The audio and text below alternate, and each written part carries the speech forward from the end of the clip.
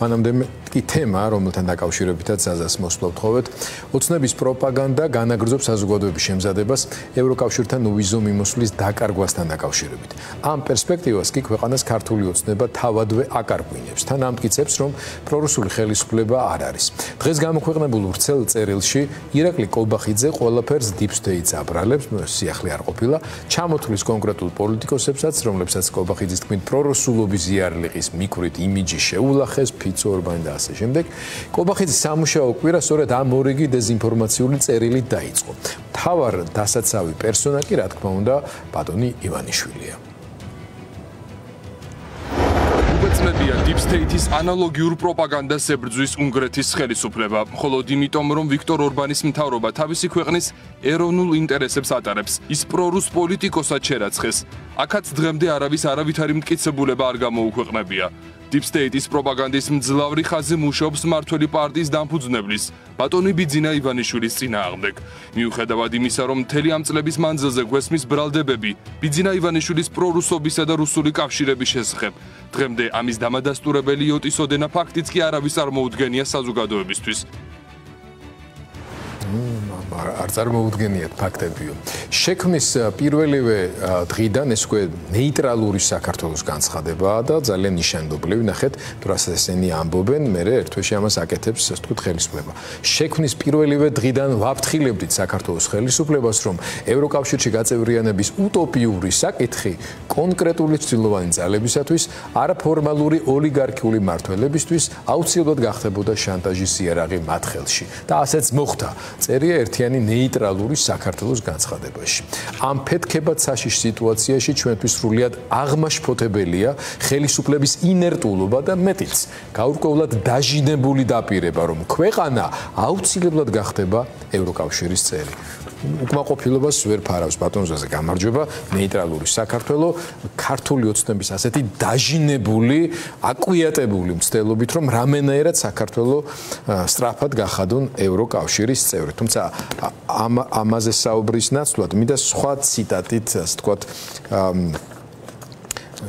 შეუკეთო საწვავი თქვენს ასე ვთქვათ კომენტირებას და ძალიან საინტერესო ფრაზა იყო აგერ ბატონო საქმე გვაქვს გებელსისეულ პროპაგანდისტულ მეთოდებთან, როდესაც ჯერ ქმნი მტრის ხატს და შემდეგ ოპონენტს მასთან კავშირს აბრალებ. ანუ ბატონ ბიძინა, ამგვარ პროპაგანდას არ ჭირდება არავითარი ფაქტერი. მთავარია პროპაგანდა იყოს ტოტალური და გზავნილი, რაც შეიძლება მეტმა აგენტმა გაიმეოროს. ნუ ვინ არის ამ სიტყვების ავტორი? გამოცანად აღარ დავტოვებ, იმიტომ რომ მთელი დღე ამ ციტატას ჩვენს ვიმეორებთ და პროპაგანდისტულმა არხებმა ხო დააზეპირებინეს თავიანთ მაყურებელს, მაგრამ ირაკლი კობახიძე იძახის კობახიძე, რომ ოპონენტებიო გებელსისეული პროპაგანდის წესებს და მეთოდებს მიმართავენო და ჯერ გამოიგონებენო მტრის ხატი, ანუ რუსეთი გამოვიგონეთ როგორც მტერი და მერე იმასთან კავშირი დავაბრალეთ აი ამ უმანკო ქართველ ფილანტროპს, პოლიტიკოს, საზოგადო მოღვაწეს ბატონ ბიძინას. რაში დაჭირდათ ხმრობა იქით იყოს აი ამ წერილის გამოქვეყნება ასეთი შინაარსით, რომელიც დასაცინე კი გახდა, მაგრამ სამწუხაროდ დიდი ხანია, რაც მხოლოდ სასაცილო ვთქვათ არ უნდა იყოს ის, რაც ჩვენს თავს ტრიალებს. კი, ნამდვილად არ არის სასაცილო გიორგი, დიდი მადლობა მოწვევისთვის. მინდა გამოვიყენო შესაძლებლობა და პირველ რიგში მივესალმო პოლიტპატიმრებს, რომლებიც დღეს ივანიშვილის რუსულ ციხეში არიან გამომწყდეული, ბევრი რამ ხდება, მათ შორის აი ესეთ რაღაცას გამოაგდებენ ხოლმე და ადამიანები ბუნებრივია რომ ხალისობენ, ანუ ვერ იჯერებენ რომ შეიძლება რეალურად ხდებოდეს ანუ ჭკუად ყოფილი ამას მართლა ამბობდეს, მაგრამ ეს ნაწილობრივ გვავიწყებს იმას, რომ ჩვენ აქტიური ბოროტების ხანაში ვცხოვრობთ, როდესაც აი ეს ადამიანები, ეს ძალები მართლა იბრძვიან საღაზრს. ებრძვიან იმას საღაზრზე უფრო მეტად ზაზე გაწყვეტინებ უფრო იმის დაუჯერებლობაა რომ ასეთი მასშტაბური და ღია ხალატის მომსწრენიოთ ამასაც მართლა უნიკალური რაღაცა ჩვენ ისტორიაში ყოველთვის იყო ხოლმე რომ აი ვიღაცამ ვახტანგ გორგასალი ხელით აჩვენა ერთმა და მე მტერმა იმას ესროლა ხო ანუ ვიღაცამ ხო აი ეგრე ერთეული შემთხვევები იყო ხოლმე საკმაოდ ბევრი მაგრამ აი ესე მასობრივად კოლექტიურად მთელი პოლიტიკური პარტია და მასთან დაკავშირებული ძალა მუშაობდეს სხვა ქვეყანაზე მე მგონი ბოლშევიკების დროსაც კი არ იყო ასეთი, იმიტომ რომ ბოლშევიკები ნუ რაღაც ერთეულებით, ათეულებით შეიძლება რამდენიმე ასეულის კი, მაგრამ რუსულ ჯარს შემოუძღვნენ, ხო და ძალიან მკვეთრად იდეოლოგიზირებულს ჩვენ ყოველთვის ხას უსვამთ, რომ ეს რუსული ოკუპაცია იყო, მაგრამ ამათგან განსხვავებით რაღაც ეს მსოფლიო რევოლუციის გავრცელებისა და იდეოლოგიური ბატონობის დროშის ქვეშ ხდებოდა ამ თვალსაზრისით, ხო? ანუ იქ ეროვნული საზღვაის მერე სტალინმა უკვე სხვა მოიყვანა რუსული იმპერიულ ჩარჩოებში ის ყველაფერი დააყენა ისევ იმ რელსებზე, თუმცა იმ მომენტისთვის აქ იდეოლოგიური კომპონენტი წამყვანი და მნიშვნელოვანი იყო. განსხვავებით ამათგან, რომელთა იდეოლოგიას ფულია და მეტი არაფერი. აი ყოველ ჯერზე რეალურად იმაზე მეფიქრება, რომ ყველაზე მაგარი წარმატება ამათი პროპაგანდისტული არის ის, რომ ამდენი წელი ადამიანებს აფიქრებინეს, რომ მათ პიარი არ უარგათ. მაშინ, როდესაც მხოლოდ პიარზე, სინამდვილეში ბოროტ პროპაგანდაზე დგას ეს მართლა ბოროტი მოღალატე რეჟიმი, იმიტომ რომ აი თუნდაც ახლა დღევანდელი განცხადებიდან რამდენიმე ციტატა რო წაიკითხეთ, მართლა საბჭოთა რუსული პროპაგანდის კლასიკა არის, უტიფრობა, თავხედობა, ცინიზმი, გებელსის ხსენებაც იმისთვის არის, რომ თვითონ მოქმედებს, საკუთარ თავზე წერენ, ყველაფერს საკუთარ თავზე, მათ შორის შიშებიც, ხო, რა ვიცი, გათხოვების შიშებია თუ რა ვიცი, ღმერთმანი აი რასაც აკეთებენ, ყველაფრით აღწერენ საკუთარ თავს. ამას წინათ სხვადასხვა ძალიან კარგი დაკვირვება გაგვიზიარა ნუცა ბათიაშვილმა, სოციოლოგმა, რომელმაც თქვა, რომ აი ესეთი გზავნილები სინამდვილეში არავის არ მიემართება.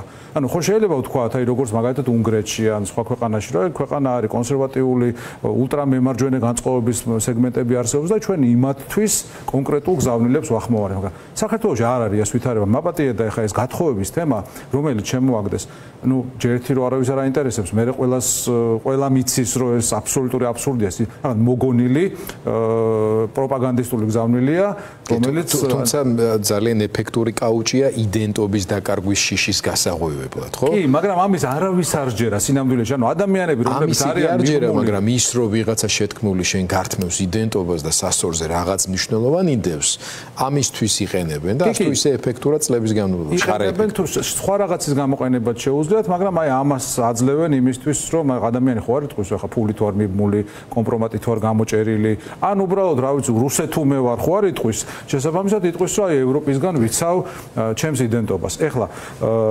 სინამდვილეში, როდესაც საუბრობენ ხოლმე მეორე ფრონტზე კი არა, ახლა ისეთი აშკარაა, როგორც არასდროს, რომ ესენი არიან პირველი ფრონტის არსებითი შემადგენელი ნაწილი. აი რა ფრონტსაც, რა ომსაც რუსეთი აწარმოებს დასავლეთის წინააღმდეგ, ოცნება არის აი ამ ერთი დიდი ომის შემადგენელი ნაწილი და ეს ფრონტის ხაზი დღეს სამწუხაროდ საქართველოზე გადის. ის რომ სადღაც ჩართვა არ უნდა, ჩართულები არიან უკვე პირველივე დღიდან. თუ გახსოვთ ხო, რომ გავიხსენოთ 22 წლის 24 თუ 22 თებერვალი იყო, როდესაც პუტინი შეიჭრა უკრაინაში, დაიწყო საუბარი იმაზე, რომ უკრაინისთვის იარაღის მიწოდება გამოსავალი არ არის, რომ სანქციები არ მუშაობს და არ იმუშავებს, რომ ეს ომი დამთავრდება ისე, როგორც ყველამ ვიცით, გავიდა 3 წელიწად ნახევარი და უკრაინელები ჩატკას და ჩუკოტკას ბომბავენ, ყოველ 2 დღეში ერთხელ მოსკოვის აეროპორტები იკეტება, 1/3 სტრატეგიული ბომბდამშენები გაუნადგურეს 1 დღეში. მაგას კიდე ერთი ახალი დეტალი დავამატოთ, ანუ რუსული სპეცსამსახურები თავიანთ მედია საშუალებებით, სახელმწიფო ტელევიზიები უწყებიან, რომ აზერბაიჯანი უკრაინას ეხმარება ზუსტად ამაში. ანუ ერთ-ერთი მთავარი ძირითადი ბრალდება ახლა ეს არის, რომ უკრაინელები რო ასეთი ეფექტურები არიან ამ ოპერაციებში უკრაინის ტერიტორიაზე, ეს რუსეთის ტერიტორიაზე.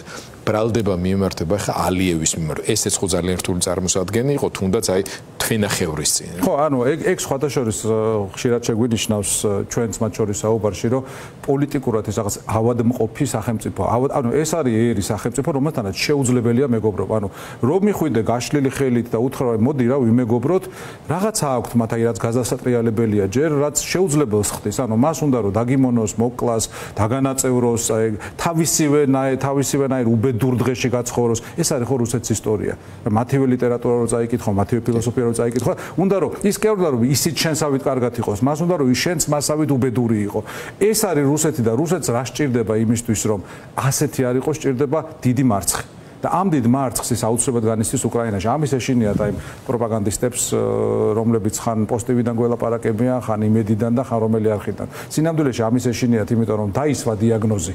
ტრამპის ადმინისტრაციაშიც დაისვა დიაგნოზი. გერმანიაში ყავს ალბათ ჩვენს თაობაში და მეხსიერებაში საუკეთესო კანცლერი, რომელმაც თქვა, რომ დიპლომატიამ თავისთავად ამოწურა და რუსეთმა ეს ომი უნდა წააგოს. ეს ნიშნავს, რომ ამოწურა რუსეთმა, პუტინმა ამოწურა თავისი კარტები.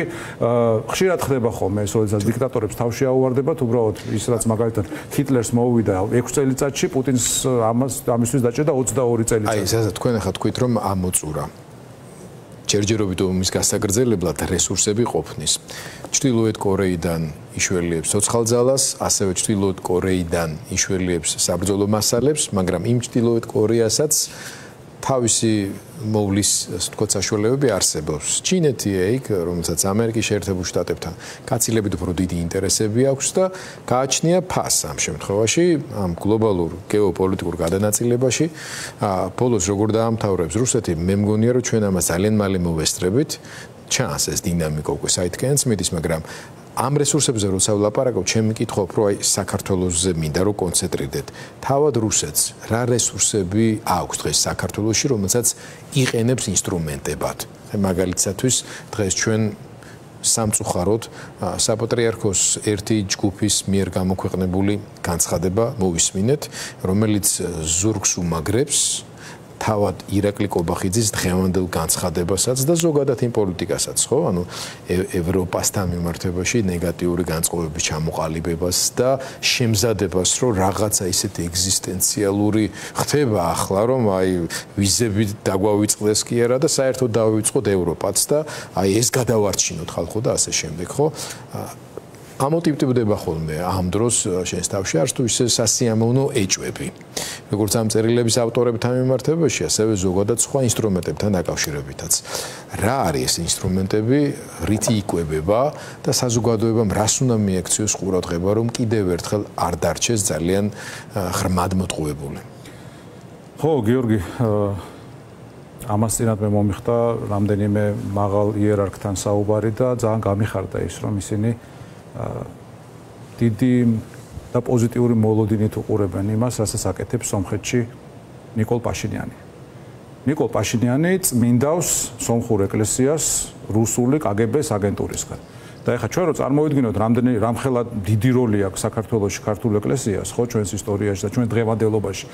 შეუდარებლად უფრო დიდი როლი აქვს სომხებისთვის, სომხურ ეკლესიას, ვინაიდან ჩვენ ბოლო 1000 წლეული სახელმწიფო ქონდა და სომხებს სახელმწიფო არ ქონდათ 1918 წლამდე, მათთვის იდენტობის ქვაკუთხედი იყო სწორედ ეკლესია. ანუ კიდევ უფრო დიდია იქ სომხური ეკლესიის როლი ვიდრე ჩვენთან, ქართული ეკლესიისა, მაგრამ მიუხედავად ამისა, არ შეუშინდა პაშინიანი და იმ ორგანიზაციას ძალიან რთული პროცესია, ძალიან პროცესია, მაგრამ პირდაპირ უნდა გაივლოს, როგორ სადუნა გაჩერდეს და ასე შემდეგ, ეს ძალიან მნიშვნელოვანია. ჩვენ ამაში ვერ ჩავერევით, მაგრამ ასევე გიორგი შენ თქვი, რომ ეს განცხადება, რომელიც დღეს გავრცელდა, იყო ერთი ფლანგის მიერ, ხო? ანუ ჩვენ პატრიარქს უთქვამს არაერთხელ, დაუწერია არაერთხელ, რომ საქართველოს უნდა იყოს ევროკავშირში, უნდა იყოს ევროკავშირის წევრი და ეხა ვიღაც საშუალო რანგის დაუდგენელი პრეს-ცენტრები და საზოგადოებასთან ურთიერთობის დეპარტამენტები რას წერენ, ნუ რბილად რომ თქვა საეჭვოა.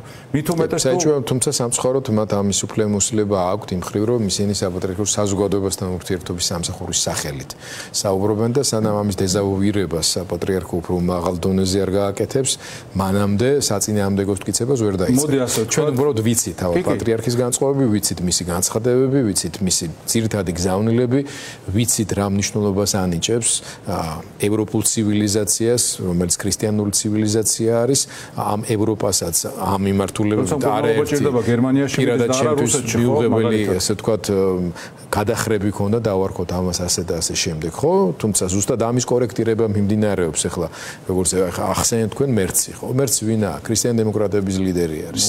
ქრისტიან-დემოკრატიული მემარჯვენე ცენტრისტული პოლიტიკის და ის შიდა დებატების თემა და საკითხი და ასე შემდეგ, თუმცა ვისაც თუნდაც მცირე გამოცდილება დაუგროვდა ამ დასავლურ ცივილიზაციასთან ურთიერთობის ევროპის კონტინენტზე, შეერთებულ შტატებში, სამწუხაროდ უნდა ვთქვათ, რომ საქართველოს შეიძლება ძალიან ბევრი ძალისხმევა დაგვჭირდეს, რომ რელიგიურობის იქნება ეს თუ ქრისტიანული ღირებულებების ცხოვრებაში პატივისცემის იმ ხარისხს და იმ ნიშნულს მივახციოთ, ხო?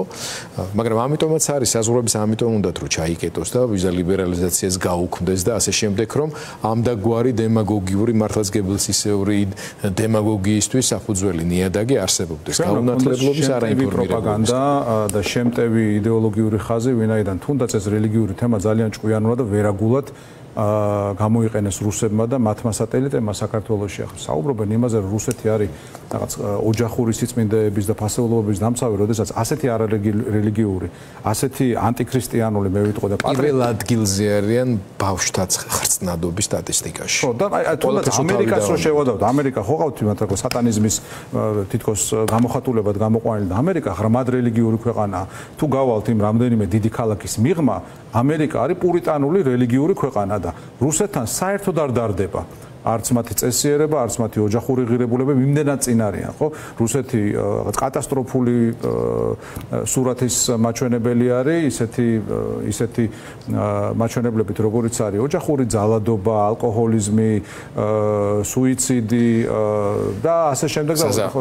ეს ხო მარტო რუსეთის თემა არ არის, აი არ შემიძლია რო არ ვახსენო. უბრალოდ დღეს ერთ-ერთი ქალბატონი, რომელიც პარლამენტის წევრად მუშაობს, არც მინდა მის სახელის და გვარის ხსენება იმდენად სერიოზული ყურადღების ქვეშ მოექცა ბოლო თვეების განმავლობაში, როცა მას რაღაც გარკვეულ კითხვებს უსვამდნენ, რომ აი კაცებს გაათხოვებენ და ასე შემდეგ, ის გასაგებია რომ იძახის და ამაში არის გარკვეული საფუძველი, ამის აი ძალიან პრიმიტიულ მესიჯამდე დაყვანა ხდება თუ რაღაც, რომ ბოლო ჯამში ეგ არის ხო, რომ კაცების გათხოვების თემა არის ეს თქვა წამყვანი, მაგრამ ამბობს რომ ჩვენო მაგის კი არ გვეშინიაო, კაცების გათხოვების ღმერთის სასჯელის გვეშინიაო რა. ამას საუბრობს იმ პოლიტიკური ძალის წარმომადგენელი, ქალი დედა, რომლის თვალწინაც ახალგაზრდების, მარტო ახალგაზრდებზე საუბრობ, აი უნამუსო მართლმსაჯულების იმიტაცია მიმდინარეობს, ხო? აი დღეს ლუკა ჯობაო თუ არ ვშთები, მისი დაბადების დღეთან მიულოცოთ, მაგრამ აი ეს ახალგაზრდები, რომლებიც საუკეთესო ნაწილს წარმოადგენენ ჩვენი მომავალი თაობისას. ჯანსაღი პატრიოტები, ადამიანები, რომლებიც ბევრს შრომობდნენ. ანატოლი გაგნიძის თუ არ ვშთები სასამართლო იყო დღეს, ხო? ადამიანის, რომელსაც სისხლი და ოფლი აქვს დაღვრილი, სიცოცხლე აქვს შეგდებული სასწორზე, არა მარტო აგვისტოს ომში იბრძოდა, არამედ მთელი მისი კარიერა სამხედრო ძალებში სამსახურთან არის და აი ვიღაცეები მართლაც რუსეთის მსახურები დღეს თავს ამართლებინებენ. რა ჭირს თავის ამართლებელი, მაგრამ ამ მდგომარეობაში ვარ და აგერმეჟდა ხა ხაბეიშვილი, ხო? გაიტაცეს, ცემეს, აწამეს და ასახიჩრეს და ეს ყველაფერი იცის, რომ მისიანები აკეთებენ, აი გვერდზე ვინც უზიან. ღმერთს არ ეშინია. ანუ ღმერთის არ ეშინია ყველაფერს, ანუ ეს არის ადამიანი, რომელიც ორი ახალგაზრდა გოგო ციხეში გაუშვა. ღმერთის არ ეშინია. თავისი აზრი გამოხატა. ამისი არ ეშინია, თვალწინ რაც ხდება ეს ყველაფერი მზია ამაღლობელი. მზია ამაღლობელი, ხო? აი გვექნება შემდეგ საუბარი და კადრსაც ვაჩვენებთ კიდევ. თვეების განმავლობაში წამება ქვია მაგას, ხო? როცა ჯერ ერთ სულიად უსამართლო და მეორე კიდევ მისი ჯანმრთელობის მდგომარეობის გათვალისწინების გამო და აკურდ როგორ სადისტურად უდგებიან. ეხლა რომ ხო არის რომ აი რაღაცა ისეთი უნდა შეურჩიო, რაც ყველაზე სუსტი წერტილი არის ადამიანის, რა არის პირობითად სუსტი მისთვის არის მისი პირშო, ასე ვთქვათ, მისი შვილი, ხო? ბათუმელები, რომ ბათუმელების გაკოტრების საქმე დაიწყეს, არა?